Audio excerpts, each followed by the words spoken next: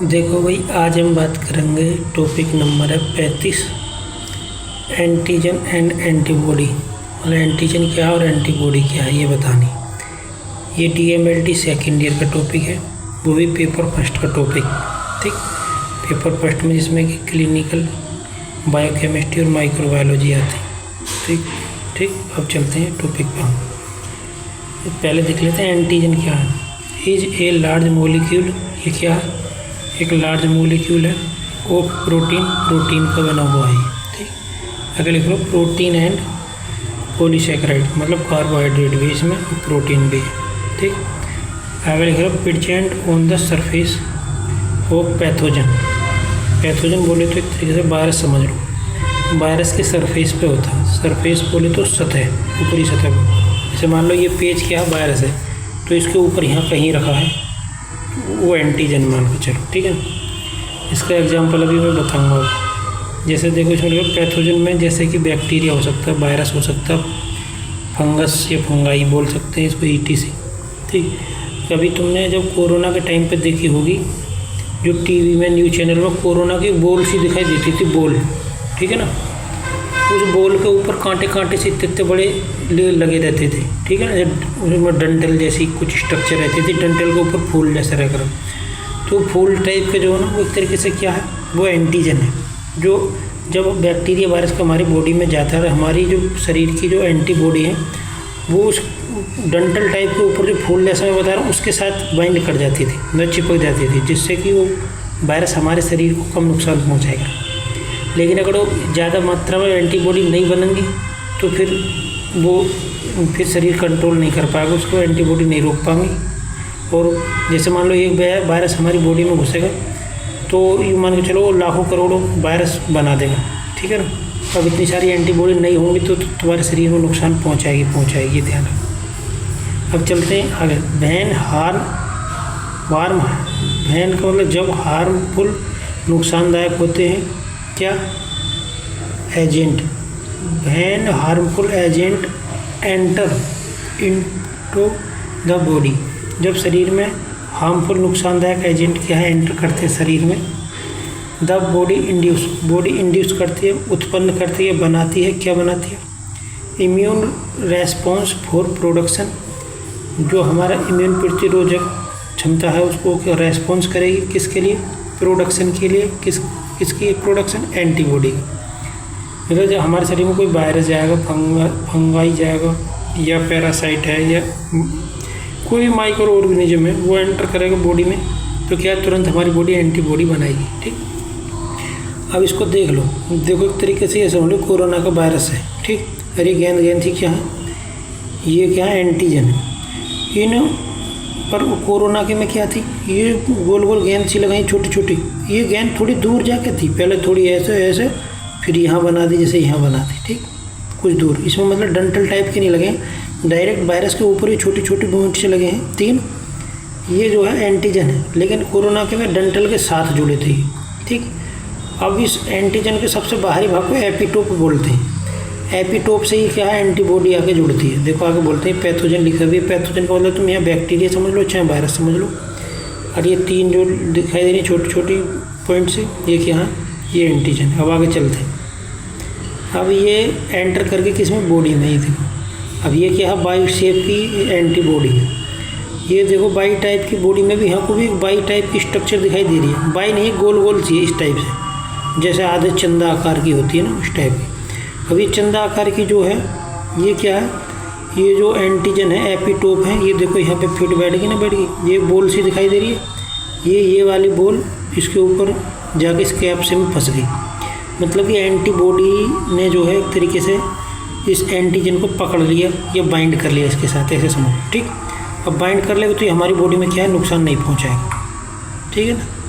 अगर अब मान लो ये बहुत सारे पैथोजन हमारी बॉडी में पहुँच गए, मान लो शुरू में एक पहुँचेगा, वो फिर कम से कम लाखों करोड़ों अरबों खरबों पैथोजन बना सकते हो। जब मान लो करोड़ों पैथोजन, ये वायरस, ये बैक्टीरिया हमारे शरीर में पहुँच जाएंगे, तो फिर तो अरबों, अगर 1 करोड़ मान लो पैथोजन बॉडी में है ये वायरस, तो कम से कम 1 अरब उनके हो जाएंगे, क्या बोलते हैं, एंटीजन। अब एक अरब फिर हमें एंटीबॉडी भी चाहिए हमारे शरीर, और मान लो इतनी एंटीबॉडी है ही नहीं, बनी नहीं हमारे शरीर में, बना नहीं पाया हमारा शरीर, तो क्या हो जाएगा, फिर समझ लो आदमी बीमार पड़ जाएगा 100%, मर भी सकता। आगे यहाँ पर देखो ये लिखी हुई है AG, मतलब कि एंटीजन प्लस एंटीबॉडी आगे बाइंड करके क्या बनाएंगे, एंटीजन और एंटीबॉडी बाइंड, ये क्या जुड़ जाएंगे दोनों। अब आगे चलते हैं प्रॉपर्टीज, मतलब इसकी क्या क्या क्वालिटी हैं या क्या क्या खास बातें हैं एंटीजन में, वो देख लेते हैं। Antigen should be foreign, antigen क्या होना चाहिए, फॉरेन होना चाहिए, मतलब बाहर से कहीं से हमारे शरीर में आया होना चाहिए। ऐसा तो है नहीं हमारा शरीर खुद ही, हमारी बॉडी खुद तो एंटीजन बनाती नहीं, वायरस थोड़ी बना देगी हमारी बॉडी, कुछ सोचो। आगे लिख लो फॉरेन सब्सटेंस, ये क्या है, फॉरेन सब्सटेंस है।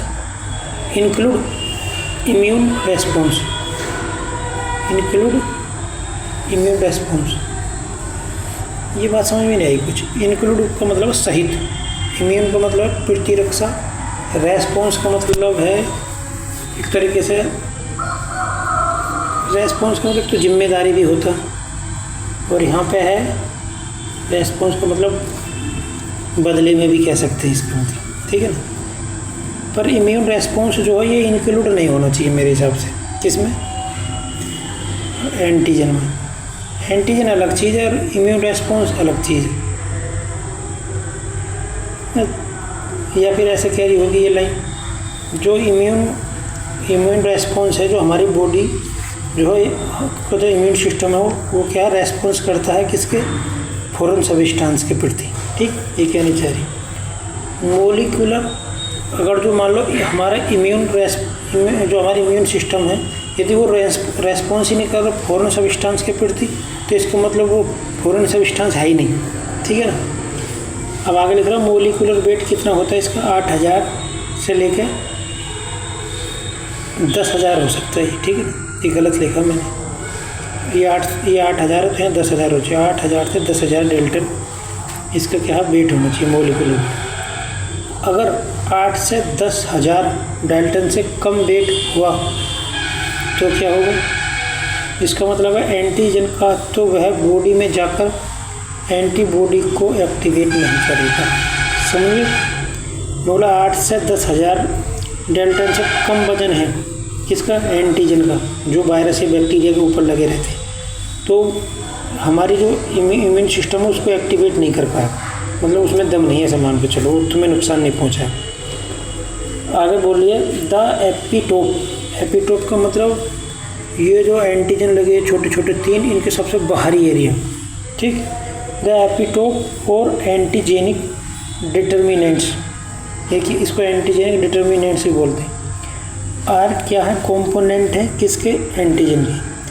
आगे करो an antibody has 2 binding site, antibody क्या 2 बाइंडिंग साइट रख सकती है। अगर can bind to specific epitope, जो कि क्या है स्पेसिफिक एक खास एपिटोप से ही जुड़ेगी, ठीक।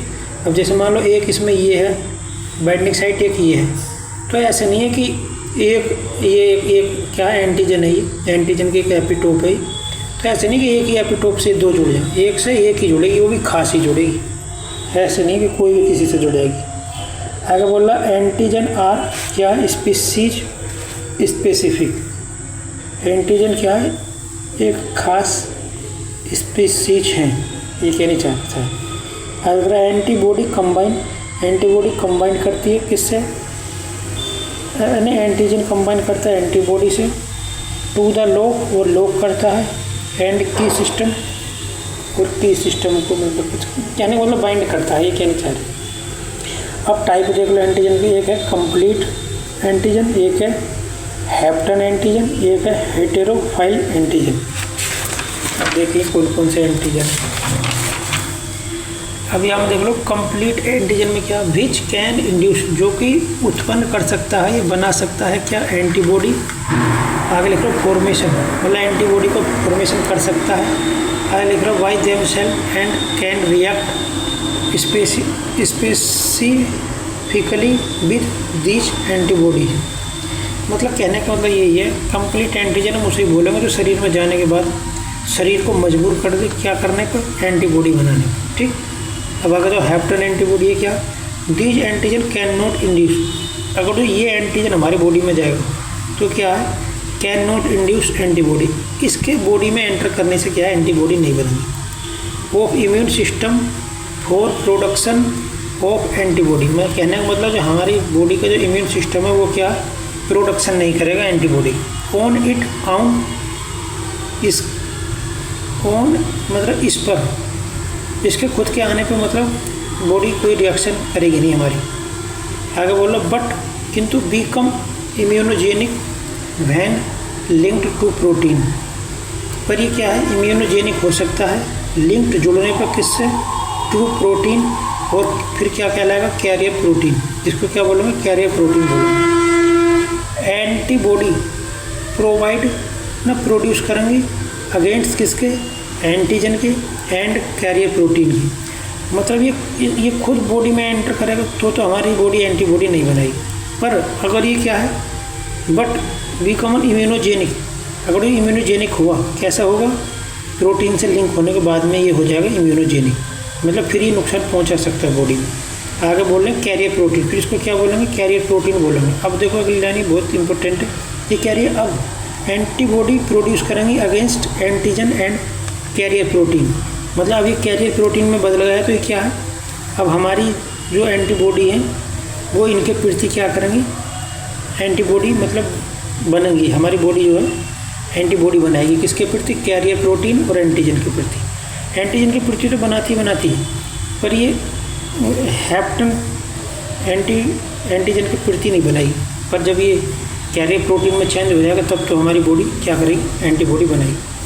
अगर लिख रहा हो सकता है इस टाइप के एंटीजन का मोलिकुलर वेट कम हो सकता है कैरियर प्रोटीन वाले एंटीजन का या हैप्टन एजी का क्या मोलिकुलर वेट कम हो, या हो सकता है इस टाइप का एंटीजन प्रोटीन एंड पॉलीसैकेराइड का ना बनकर लिपिड्स का बना हो। अब तुम समझ रहे हो, ये बात कहनी चाह रही है कि इसके बॉडी में एंटर करने से एंटीबॉडी क्यों नहीं बनती, तो इसकी दो वजह हो सकती हैं। एक तो इसका मोलिकुलर वेट कम हो सकता है, 8 से 10,000 डेल्टन से कम हो सकता है, या फिर ये पॉलीसैकेराइड वो प्रोटीन का ना बन के लिपिड का बना हो सकता है, इसलिए इसकी वजह से एंटीबॉडी नहीं बनाती हमारी बॉडी।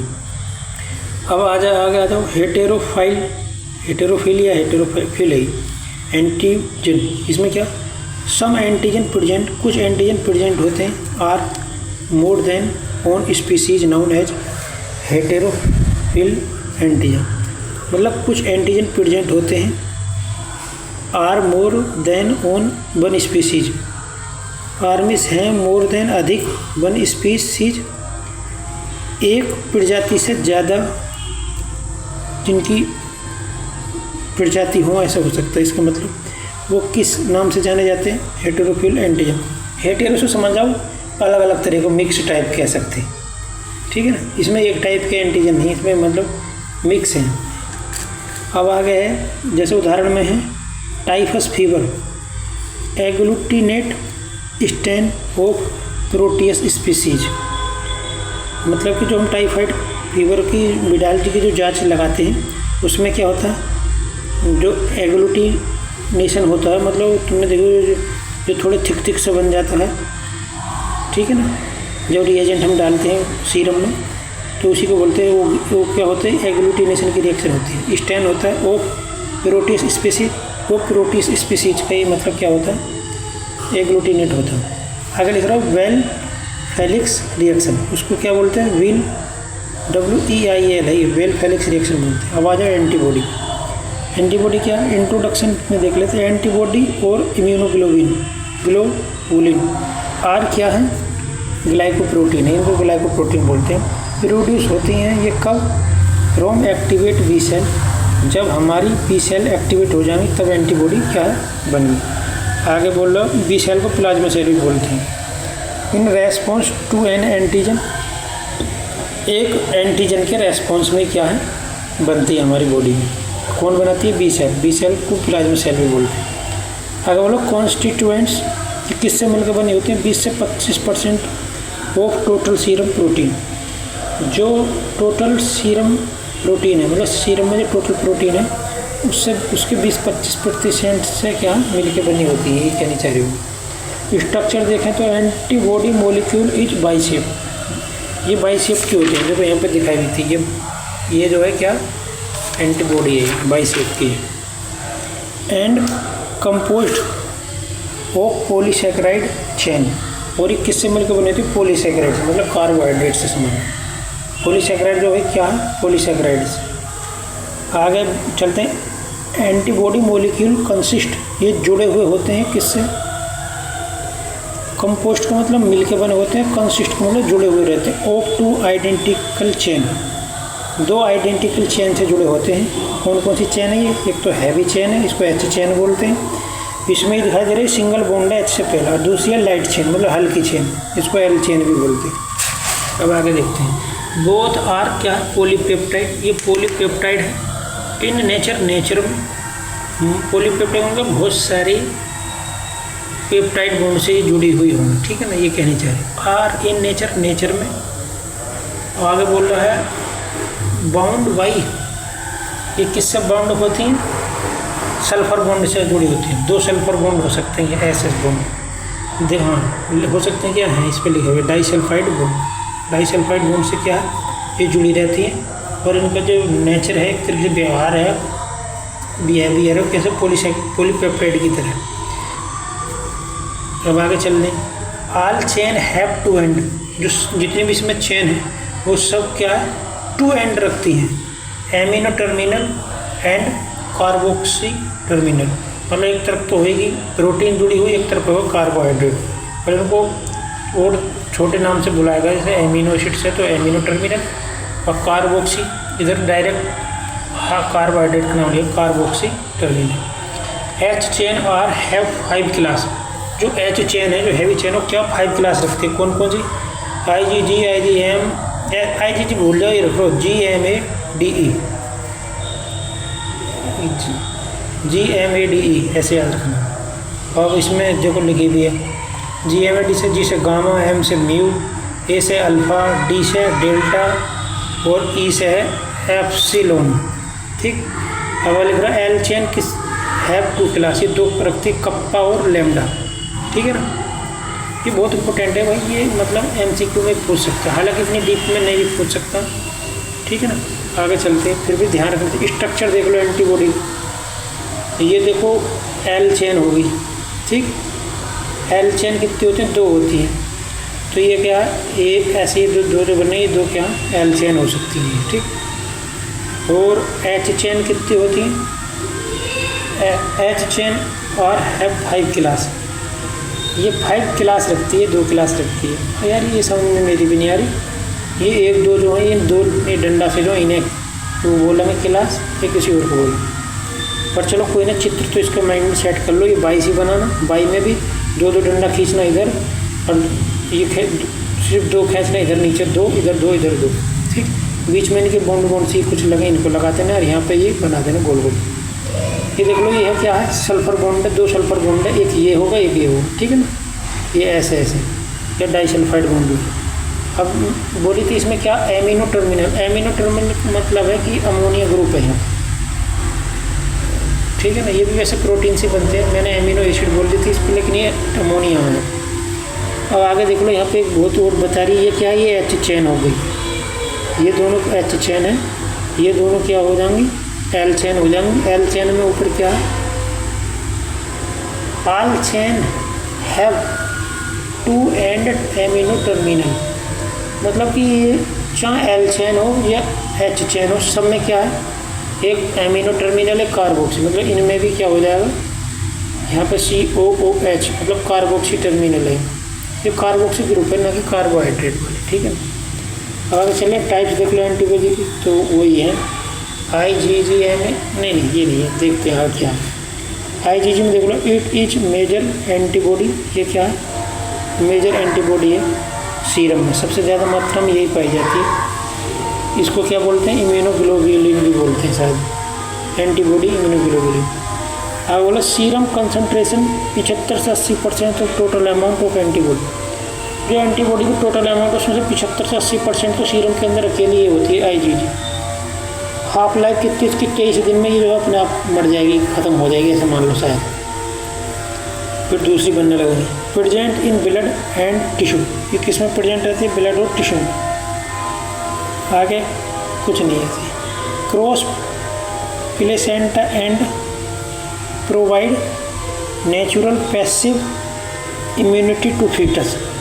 ये क्या प्लेसेंटा को पार करते हुए और क्या प्रोवाइड करती है, क्या नेचुरल, जिसको पैसिव इम्यूनिटी बोलते हैं, टू फीटस को, इसको IgG2 बोलते हैं। ठीक है, मतलब माँ से बच्चे में जाएंगे प्लेसेंटा को क्रॉस करते हुए। अपीयर लेट, ये क्या है, लेट दिखाई देती हैं थोड़ी, but purest for longer period ना, परसिस्ट, ये परसिस्ट करती हैं लॉन्गर पीरियड, बहुत समय के लिए, लंबे समय के लिए। कॉम्प्लीमेंट फिक्सेशन प्रिसिपिटेशन एंड या neutralisation of toxin and virus. ये वायरस और टॉक्सिन क्या क्या करती हैं, कॉम्प्लीमेंट फिक्सेशन करती हैं, प्रिसिपिटेशन करती हैं और क्या करती हैं, न्यूट्रलाइजेशन करती हैं। आगे देख लेते हैं। बाइंड टू मोलिक्यूल, ये किससे, ये क्या है, मोलिक्यूल से बाइंड करती हैं, वायरस या बैक्टीरिया के हो सकते हैं। ठीक है ना। आगे बोला एनहेंस, और बढ़ाती हैं क्या, द प्रोसेस, प्रक्रिया को बढ़ाती हैं, और किसकी, फैगोसाइटोसिस की। मतलब जो फैगोसाइटोसिस वो क्या है, वायरस बैक्टीरिया वगैरह को खाते होंगे, खाती हैं शायद, तो इस प्रक्रिया को ये क्या एंटीबॉडी बढ़ाती है, कौन सी, IgG।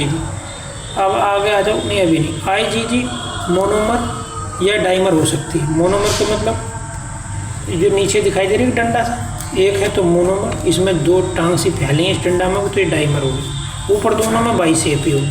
ठीक, अब आ जाओ IgM, इट इज पेंटामर, ये पेंटामर होगी, मतलब कि इसमें जैसे टांग सी फैल रही 1 2 3 4 5 होंगी। आगे बोलिए कंसिस्ट ऑफ, ये कंसिस्ट मतलब जुड़ी रहती है किससे, 5 इम्यूनोग्लोबुलिन से। And highest molecular weight molecule, मतलब हाईएस्ट मोलिकुलर वेट, मतलब सबसे ज़्यादा मोलिकुलर वेट हो सकता है इसका, ऐसे कह रही है। मोलिक्यूल ऑफ J चेन, मतलब इसका जो मोलिकुलर हो J टाइप को हो सकता है शेप। 5 से 8% प्रेजेंट होती है इसमें, टोटल सीरम में जो प्रोटीन है उसके 5 से 8%। इससे पहले 70 से 80% थी, शायद 75 से 80 थी। आगे बोला हाफ लाइफ किसकी थी, 5 दिन, उसकी कितनी थी, IgG 23 दिन। इंट्रामस्कुलर डिस्ट्रीब्यूशन, जो ये क्या है, इंट्रामस्कुलर डिस्ट्रीब्यूशन, मतलब ये इंट्रामस्कुलर में भी बटी हुई रहती है, ऐसे कह रही हुई।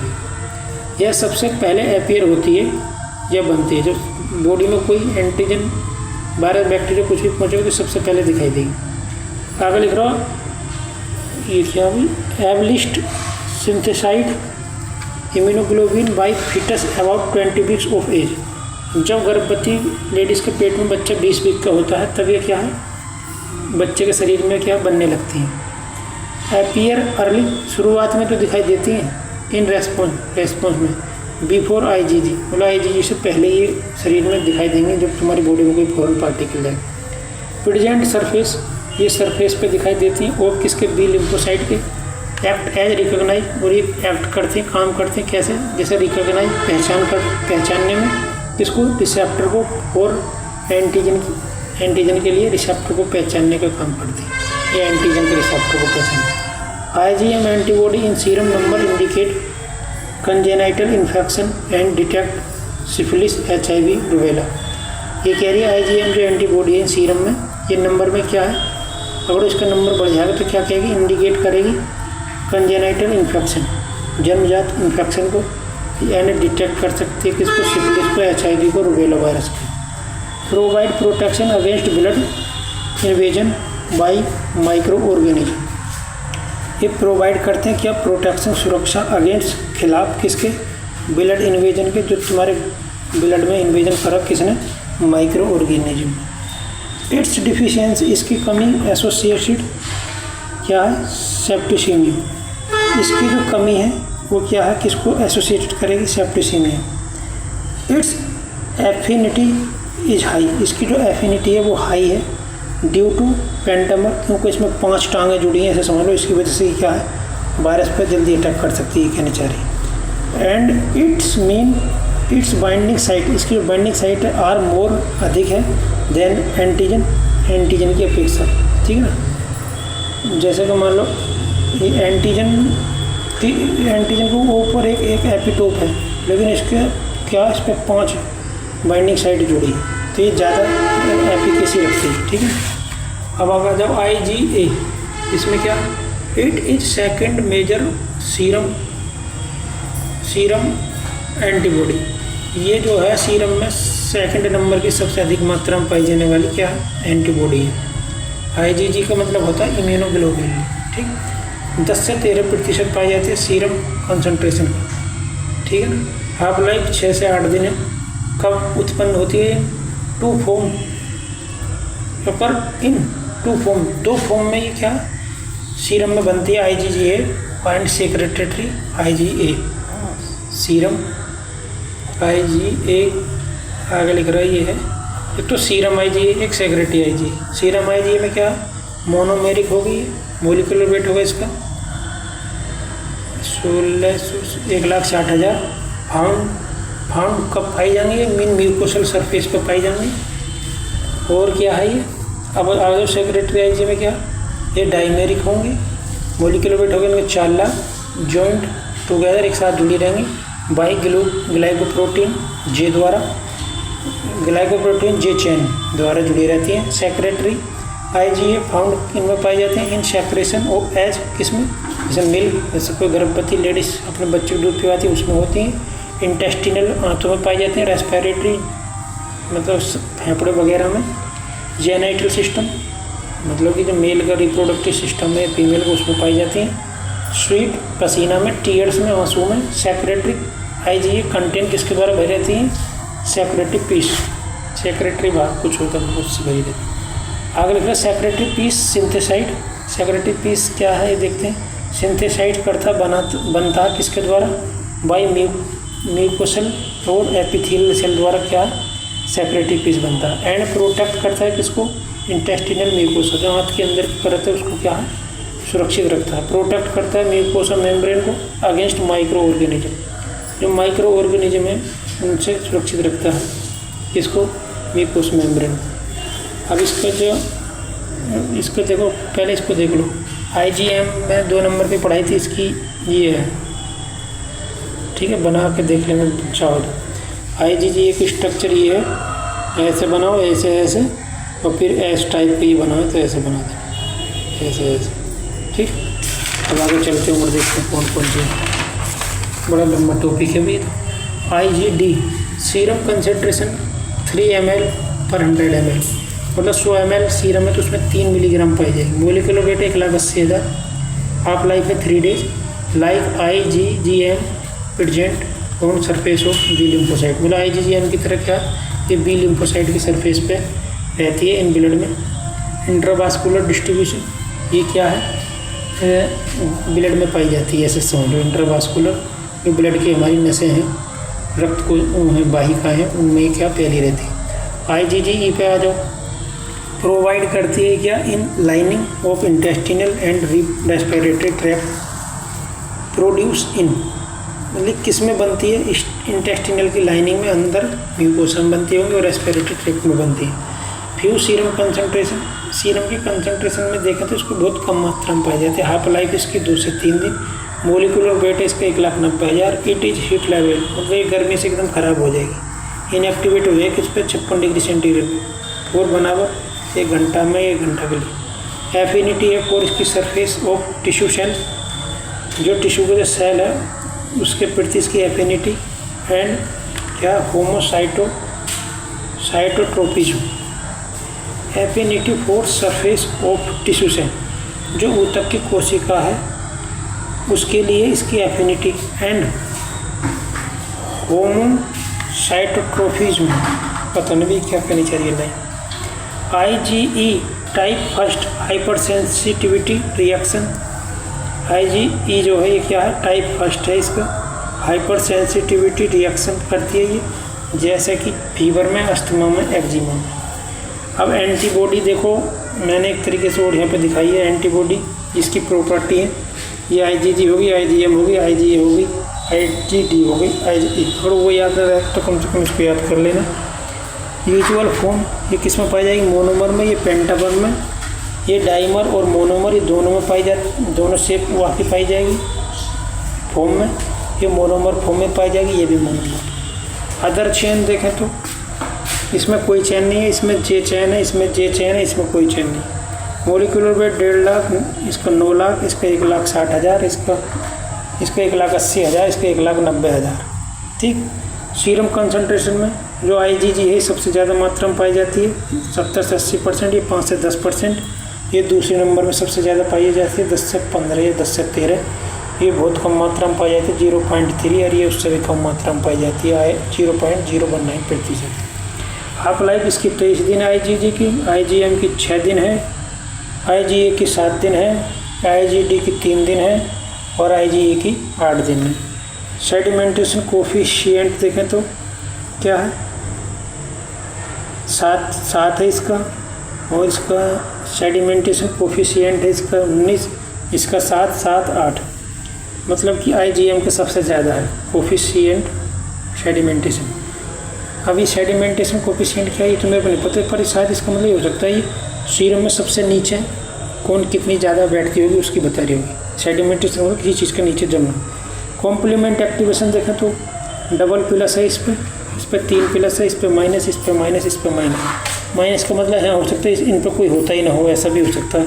ठीक है ना, इन पर कोई क्या कॉम्प्लीमेंट एक्टिवेशन नहीं। प्लेसेंटा ट्रांसफ़र में देखें तो IgE ट्रांसफ़र हो सकती है प्लेसेंटा में को, बाकी कोई सी भी नहीं क्रॉस कर सकती प्लेसेंटा को माँ से बच्चे में।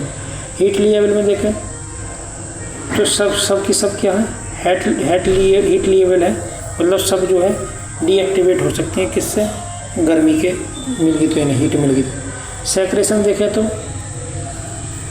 इसका कोई सैक्रेशन है, इसका कोई सैक्रेशन नहीं है। इसका सैक्रेशन होता है किससे, इंटेस्टिनल और रेस्पिरेटरी ट्रैक्ट की म्यूकोसा से, बाकी सब ऐसे ही। ठीक है ना, बस इतने जो अभी हमने पीछे पूरी डिटेल पढ़ी है ना वो एक तरीके से शॉर्ट फॉर्म में यहाँ पे लिख दी है। ठीक है, जो देखो तो देख लो। अभी तो और भी है यार, एंटीबॉडी और देखिए हम एंटीबॉडीज़ के बारे में और हैं पे are very special type of protein. ये क्या है, प्रोटीन के very special type protein molecules का क्या है, वेरी स्पेशल टाइप है। Which are secreted by plasma cell, जो कि प्लाज्मा सेल से बनता है। प्लाज्मा सेल क्या, ये बी लिम्फोसाइट्स हैं, गेट्स जो कि क्या होती हैं, प्राप्त होती हैं, मिलती हैं, ये पाई जाती हैं फुल्ली भरी हुई।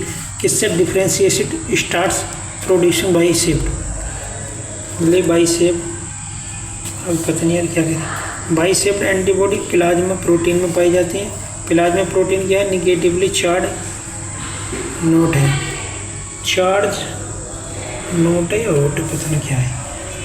ये क्या, फैम का मतलब फ्रैगमेंट, AG बाइंडिंग साइट है, FE का मतलब फ्रैगमेंट क्रिस्टाइन है, AB को तोड़ने पर, पता नहीं क्या कह रहा है, AB प्लस पैप्सी, ये थोड़ी समझ से बाहर है, इसको रहने इसको नहीं थी, ये क्यों नहीं। Hydrogen hydrophilic bond between AG and antibody bond भी रिवर्सिबल हो सकता है, ये 2 तरीके हो सकते हैं। ये छोड़ो, ये इतनी काम के नहीं है, इसको छोड़ो। ठीक है ना, बंद करते हैं वीडियो। भाई मेरे चैनल को यार सब्सक्राइब भी कर देगा। ये जो है इसको मत देखो, ये कुछ थोड़ी समझ से बाहर है, इसकी लैंग्वेज थोड़ी हार्ड टाइप की लग रही है।